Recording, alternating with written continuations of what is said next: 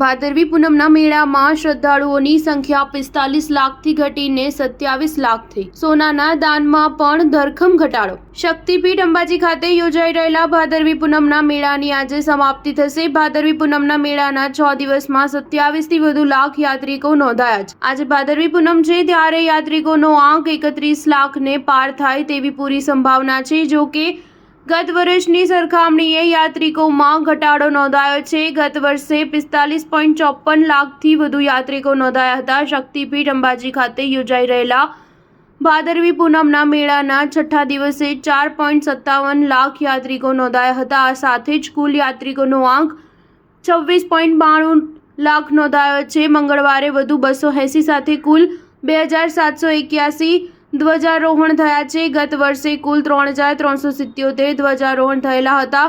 ST બસમાં કુલ 4.39 લાખ મુસાફરો નોંધાયા છે, જેમાં મંગળવારના 81,682 મુસાફરોનો સમાવેશ થાય છે. બસની કુલ 10,036 નોંધાઈ છે.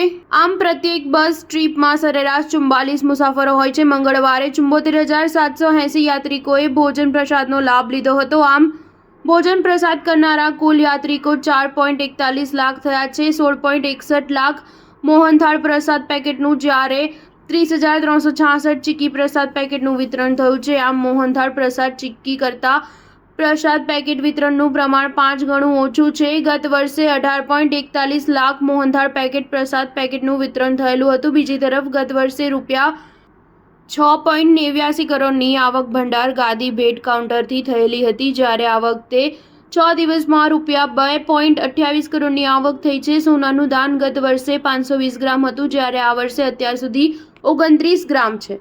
સ્ટાર ન્યૂઝ 7 હંમેશા સચ્ચાઈની સાથે.